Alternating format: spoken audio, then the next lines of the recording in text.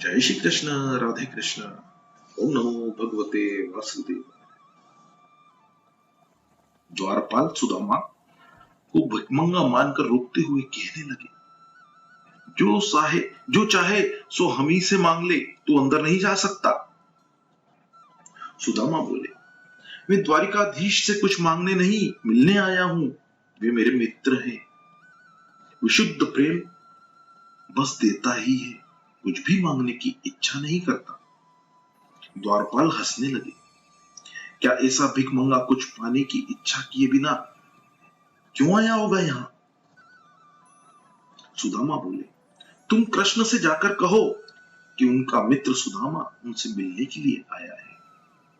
सेवक अंदर गया और प्रणाम करके प्रभु से कहने लगा, प्रभु, द्वार पर एक भिकमंगा सा दुर्बल ब्राह्मण आया है। आंखें अंदर धसी हुई है, हड्डियां दिखाई दे रही है, फटे हाल है, मुख पर दिव्य तेज है।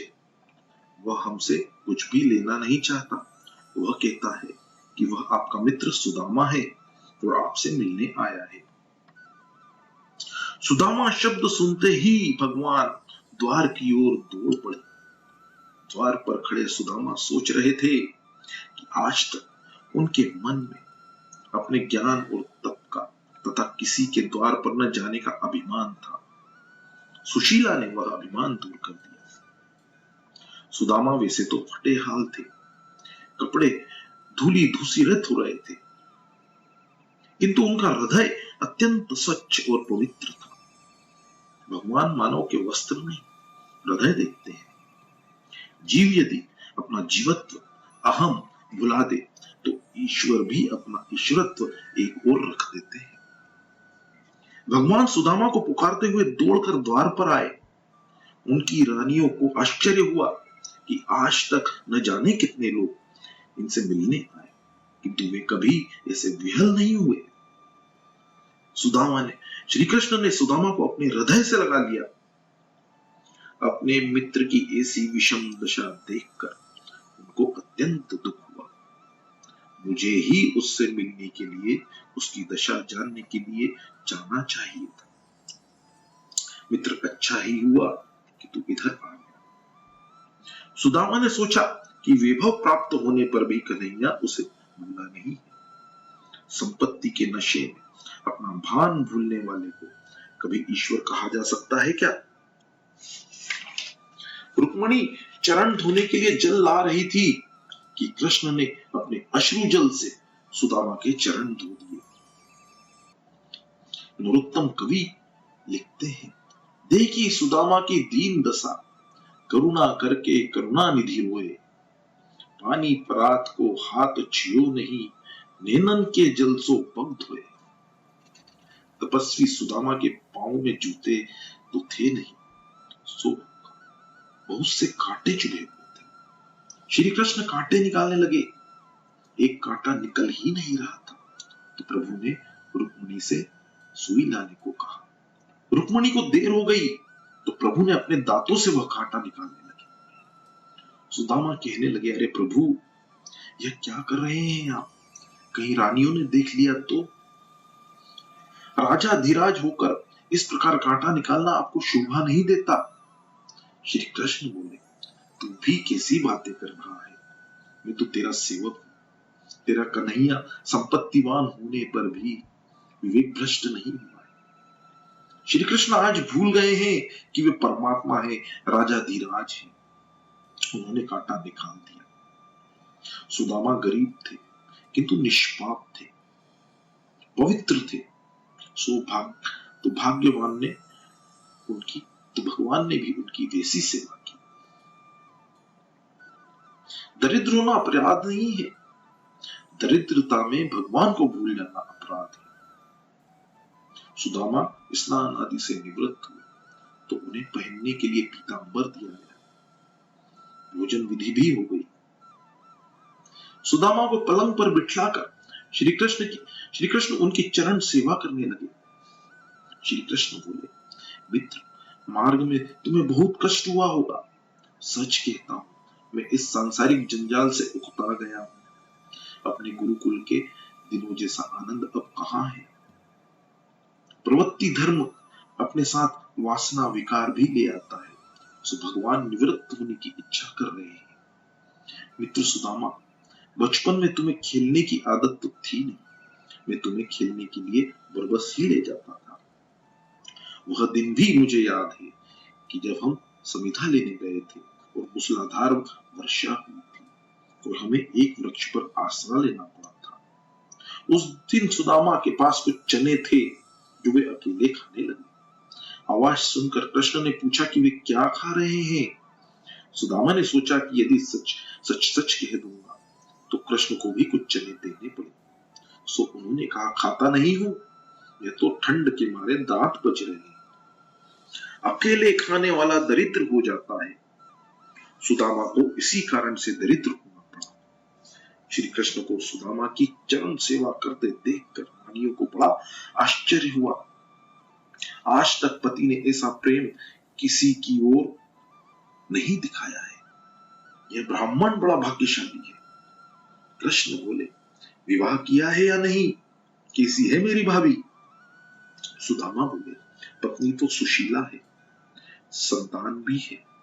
सुदामा ने सब कुछ बताया, किंतु अपनी दरिद्रता के बारे में कुछ भी नहीं बताया। तेरी भाभी की इच्छा और अनुरोध से ही मैं तुझसे मिलने आया। श्री कृष्ण, भाभी इतनी सुपात्र है तो उन्होंने मेरे लिए भी कुछ भेजा ही होगा। लक्ष्मी जी ने बीच में कहा, यदि आपकी आज्ञा हो तो मैं आपके इस मित्र के घर कुछ भेज दूं। श्री कृष्ण बोले, मैं देना नहीं, इससे लेना चाहता हूं। लक्ष्मी जी अर्थात रुक्मणी जी बोली, यह दरिद्र ब्राह्मण आपको क्या दे पाएगा? श्री कृष्ण को बुरा लगा। मेरे मित्र को दरिद्र कहने वाली तू कौन होती है? लक्ष्मी जी ने सोचा कि श्री कृष्ण के तेवर आज कुछ ठीक नहीं है, कुछ और ही है। उन्होंने प्रभु से क्षमा मांगी। सुदामा तांदुल की पोटली संकोचवश छिपा रहे थे। भगवान मन में हंसते हैं कि इसने उस दिन भी चने छिपाए थे और आज तांदुल छुपा रहा है। जो मुझे देता नहीं है उसे मैं भी कुछ नहीं देता, सो मुझे छीनना ही पड़ेगा। भगवान ने तांदुल की पोटली छीन ली। लौकिक दृष्टि से तो 2 मुट्ठी भर तांदुल ही थे, किंतु सुदामा का तो वह सर्वस्व था। सुदामा प्रारब्ध कर्मानुसार दरिद्र थे। विधाता ने उनके भाल पर लिखा था श्री जय। जब श्री कृष्ण उनके भाल पर तिलक लगा करने गए तो उन्होंने वह विधाता का लेख पढ़ा और उसे उल्टा भी कर दिया। यक्ष श्री, जो संपत्ति कुबेर के पास भी नहीं है वह मैं सुदामा को दूंगा। भगवान ने सुदामा के प्रारब्ध कर्मों को क्षीण करने के हेतु तांदुल भक्षण किया। उन्होंने तांदुल आहार किया तो उनके द्वारा सारे विश्व ने आहार किया, क्योंकि वे तो सर्वात्मा है। श्री कृष्ण ने सारे विश्व को अन्नदान करके सारा पुण्य सुदामा को दे दिया। श्री कृष्ण सुदामा से कहते हैं, गोकुल में मेरी माता इसी प्रकार मुझे तांदुल खिलाती थी। यशोदा के स्मरण ने भगवान की आंखों को गीला कर दिया। सुदामा के तांदुल प्रेम रस से भींगे हुए थे। एक मुट्ठी भर तांदुल के बदले में प्रभु ने समग्र द्वारिका का ऐश्वर्य सुदामा के घर भेज दिया। सुदामा ने अपने दारिद्र्य की बात भगवान से न बताई तो भगवान ने भी ऐश्वर्य दान की बात सुदामा को नहीं बताई। सुदामा अगले दिन अपने गांव को लौटने की तैयारी करने लगे। उन्होंने सोचा कि कृष्ण 2-4 दिन और ठहर जाने का आग्रह करेंगे, किंतु भगवान ने वैसा आग्रह नहीं किया। कारण उधर सुशीला सारा वैभव पाकर भी व्रत लिए बैठी थी कि पति के मुख दर्शन किए बिना भोजन नहीं करेगी। भगवान ने सोचा कि यदि सुदामा को नहीं जाने दूंगा तो भाभी को उतने दिन भूखे मरना पड़ेगा, सो उन्होंने सुदामा से आग्रह नहीं किया। निरपेक्ष पवित्र सुदामा अपनी पुरानी धोती पहनकर जाने के लिए तैयार हो गए। जाते जाते भी उन्होंने कुछ नहीं मांगा। श्री कृष्ण द्वार तक उन्हें छोड़ने गए और कहने लगे, मित्र, अब की बार भाभी को भी साथ ले आना, उनको मेरी याद कहना, मेरे वंदन कहना। सारा विश्व श्री कृष्ण को वंदन करता है और वे एक दरिद्र ब्राह्मण की पत्नी को वंदन करते हैं। जैसी वस्तु माता कभी मुझे देती थी, वैसी ही वस्तु भाभी ने भी भेजी है। सुदामा को गले लगकर विदाई दी। दोनों की आंखों में आंसू झलक आए। सुदामापुरी पहुंचकर अपनी टूटी फूटी झोपड़ी को ढूंढने लगे। मां झोपड़ी का तो नामो निशान नहीं था। बड़ा सा प्रसाद खड़ा था। सुदामा सोच रहे हैं कि मेरी झोपड़ी को कौन उठा ले गया। उधर सुदामा के आगमन का समाचार सुशीला को मिला तो वह दौड़ती हुई बाहर आई और पति का स्वागत करती हुई कहने लगी, आपके मित्र की कृपा से ही सभी कुछ हुआ है। सुदामा का मन कृतज्ञता से भर गया। प्रार्थना करने लगे, मुझे धन की अपेक्षा नहीं, मैं तो यही चाहता हूं कि जन्म जन्मांतर मुझे श्री कृष्ण की भक्ति करने का अवसर मिलता रहे, उनके चरणों में मुझे स्थान मिले। सुदामा के चरित्र में भी एक सार है। परमात्मा जीव मात्र के निस्वार्थ मित्र है। जगत में परमात्मा को छोड़कर ऐसी कोई अन्य वस्तु नहीं है जो अपना सर्वस्व किसी को दे दे। यदि सेवा और स्तुति करनी है तो भगवान की करो। जीव जब ईश्वर से प्रेम करता है तब ईश्वर जीव को भी ईश्वर बना देते हैं। जीव का सच्चा मित्र परम पिता ईश्वर ही है। सुदामा ने ईश्वर से निरपेक्ष प्रेम किया तो उन्होंने सुदामा को अपना लिया और अपने जैसा वैभवशाली भी बना दिया। सुदामापुरी भी द्वारिका सी समृद्ध बना दी। भगवान तो उनके चरण कमल का स्पर्श करने वालों को अपना स्वरूप दे देते हैं, तो तुच्छ धन के दान का तो आश्चर्य ही क्या है। शारीरिक मिलन तुच्छ है, मन का मिलन दिव्य है। यदि धनी व्यक्ति दरिद्रों को हृदय से सम्मान दे तो आज भी सभी नगर द्वारिका जैसे समृद्ध हो सकते हैं। सूर्य ग्रहण का प्रसंग आया। वासुदेव देवकी तथा अन्य सभी यादव कुरुक्षेत्र में गए। सकाम भाव से किया गया काम स्वर्ग तो दिलाता है किंतु मुक्ति नहीं दिलाता। निष्काम कर्म पाप को भगा देता है। मनुष्य का शरीर ही वह कुरुक्षेत्र है जहां निवृत्ति और प्रवृत्ति का युद्ध होता रहता है। इस शरीर रथ को जो श्री कृष्ण के हाथों में दे देता है उसी की जीत होती है। कृष्ण कथा हमें अपने दोषों से भली भांति अवगत कराती है। कृष्ण कथा के श्रवण से हमें भजन करने की प्रेरणा मिलती है और वैसा होने पर हमारी इंद्रियां शुद्ध होती है। गंगा स्नान शरीर को शुद्ध कर सकता है, अतः गंगा स्नान की अपेक्षा कृष्ण कथा स्नान अधिक श्रेष्ठ है। वासना ही पुनर्जन्म का कारण है, अतः मृत्यु से पहले ही वासना का त्याग करो। वैर और सुख की ऐषणा वासना को जन्म देती है, उनका त्याग करना ही चाहिए। कुरुक्षेत्र आए हुए माता पिता से श्री कृष्ण ने एक दिन पूछा, आपके मन में कुछ इच्छा है? यदि है तो मैं पूर्ण करूं। वासुदेव जी बोले, वैसे तो मेरी और कोई इच्छा या वासना नहीं है। मेरी एक यही इच्छा है कि मैं अंत काल में तेरा ही स्मरण करता रहूं और तेरा नाम लेता हुआ ही देह त्याग करूं। शरीर त्याग के समय बड़ी वेदना होती है, सो मन को ऐसी शिक्षा दो कि मृत्यु के समय वेदना के बीच भी भगवान की ही याद आए। मृत्यु के समय भगवान का स्मरण करने वाले व्यक्ति धन्य है। वैसे ही व्यक्ति का जीवन सार्थक है। मृत्यु की चिंता करने से पाप से बचा जाएगा। एक बार एकनाथ महाराज से किसी ने पूछा, आप तो हमेशा ईश्वर मग्न और आनंदित रहते हैं, मेरा मन तो ईश्वर से लग ही नहीं पाता, ऐसा क्यों है? एकनाथ महाराज ने स्वगत कहा कि मन संसार से हटेगा तो प्रभु में लगेगा, किंतु प्रकट कहा, आज तो मैं कुछ नहीं कहना चाहता। आज से 7वें दिन तेरी मृत्यु होगी। उसी दिन तू मेरे पास आना, मैं तुझे सब कुछ बताऊंगा। मृत्यु को निकट देखा तो मनुष्य घबरा गया। अपने पुत्रों को सारी धन संपत्ति तथा कारोबार सौंप दिया और प्रभु भजन में लग गया। मृत्यु की तैयारी करने लगा। 7वें दिन वह एकनाथ महाराज के पास आया तो उन्होंने उससे पूछा, क्यों, कैसी रही? इन दिनों कौन सी मौज उड़ाई?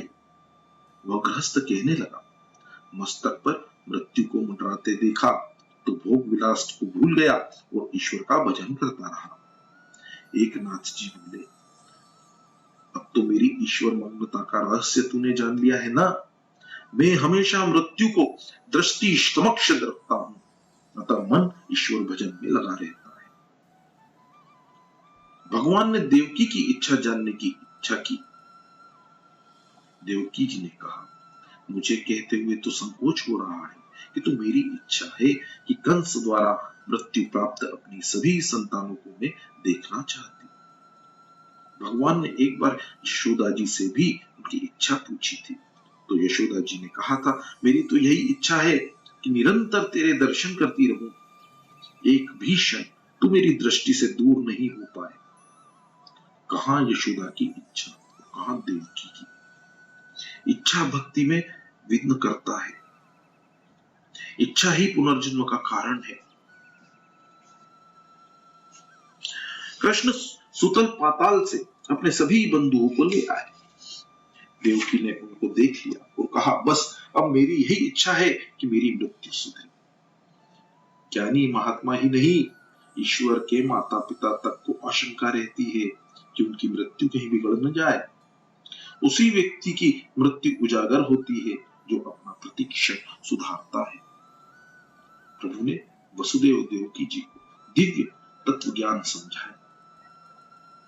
दशम स्कंद के अंत में सुभद्रा हरण का वर्णन है। भद्र अर्थात कल्याण वाली ब्रह्म विद्या ही सुभद्रा है। अद्वैतदर्शी ब्रह्म विद्या ही सुभद्रा है। जिसके घर में सुभद्रा हो उसका जीवन कल्याणमय सुखी होता है। अर्जुन की भांति संन्यास लेकर तप करने वाले को ही सुभद्रा की प्राप्ति होती है। अर्जुन ने त्रिदंडी संन्यास लेकर 4 मास तक कठिन तपश्चर्या की और प्रतिदिन 18 घंटे ओंकार का जप किया, तभी प्रभु ने उसे सुभद्रा ब्रह्म विद्या दी। चंचल आंखों वाले का मन चंचल ही होगा और सुस्वादु भोजन करने वाला भली भांति भजन नहीं कर पाएगा। ब्रह्म विद्या की प्राप्ति के लिए त्रिदंडी सन्यासी बनना पड़ता है। प्रभु के लिए सर्वस्व का त्याग करना ही सन्यास है। सांसारिक सुखों का उपभोग करते हुए भक्ति करने वाले पर भगवान जल्दी कृपा नहीं करते। संसार सुख के त्यागी पर भगवान जल्दी प्रसन्न होते हैं। परीक्षित जी ने पूछा, शब्द रूप वेद निराकार वेद का प्रतिपादन किस प्रकार करता है? सुखदेव जी ने वेद स्तुति की कथा सुनाई। सृष्टि के आरंभ में शेषशय्याई नारायण की वेदों ने स्तुति की। परमात्मा को वेदों ने मंगलगान करके जगाया। नाथ तेरी जय हो। वेद प्रभु की जय जयकार करते हैं, तब लगता है कि जीव की हार हुई। जीव को माया ने पकड़ रखा है, सो मेरी भी जय हो, मैं भी माया के बंधन से मुक्त हो जाऊं। परमात्मा की जय जयकार करके वेद माया बंधन से मुक्ति की प्रार्थना करते हैं। अनादिकाल से जीव और माया का संग्राम चल रहा है। माया उसे जगत के विषयों में फंसाए रहती है, सो वेद परमात्मा की स्तुति कर रहे हैं कि माया के बंधन को काट दीजिए। माया जीव को स्त्री धन आदि में फंसाकर परमात्मा की ओर जाने ही नहीं देती है। नाथ, हम आपकी शरण में आए हैं, इस माया के बंधनों को काट दीजिए। प्रभु ने पवित्र विचार करने के लिए ही बुद्धि और मन दिए। पवित्र विचार करने से ही मन शुद्ध होता है। वेद सगुण और निर्गुण ब्रह्मा का वर्णन करते हैं। ईश्वर साकार और निराकार दोनों रूपों से लीला करते हैं।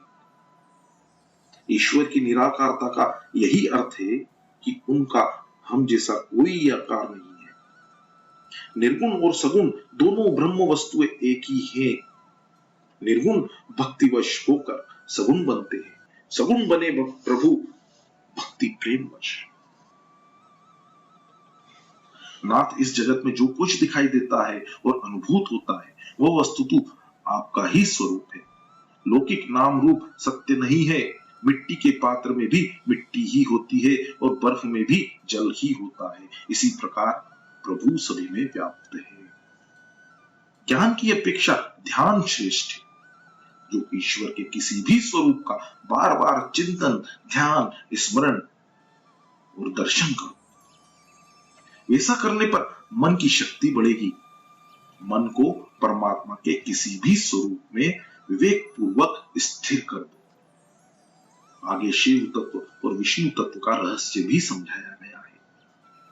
वेद स्तुति के कई विद्वान अपने अपने अर्थ बताते हैं। आरंभवाद, परिणामवाद आदि कई मत विद्वानों ने प्रकट किए हैं और अपनी अपनी दृष्टि के अनुसार वे अर्थ करते हैं। वेद ईश्वर का निषेधात्मक वर्णन करते हैं। ज्ञान मार्गी नीति नीति कहकर ईश्वर का वर्णन करते हैं। भक्ति मार्ग इति इति कहकर भगवान का वर्णन करते हैं। वैसे दोनों का लक्ष्य एक ही है। अर्जुन को अपने वीरत्व का अभिमान था, सो प्रभु ने उसे नष्ट कर दिया। प्रभु के अनंत गुणों का वर्णन कौन कर सकता है। प्रभु ने 11 वर्षों तक गोकुल में लीला की, फिर वे मथुरा गए। वहां से द्वारिका जाकर उन्होंने कई बार विवाह किया। उद्धव को ज्ञानोपदेश देकर वे स्वधाम पधारे। भगवान की लीलाएं अनंत है और गुण भी अनंत है। उनकी लीलाओं का चिंतन करने से मन उनमें लीन हो जाता है, तद्रूप हो जाता है। जय श्री कृष्ण, राधे कृष्ण, हरे राम राम राम हरे हरे, हरे कृष्ण कृष्ण कृष्ण हरे हरे। जय श्री कृष्ण, राधे कृष्ण। ओम नमो भगवते वासुदेवाय।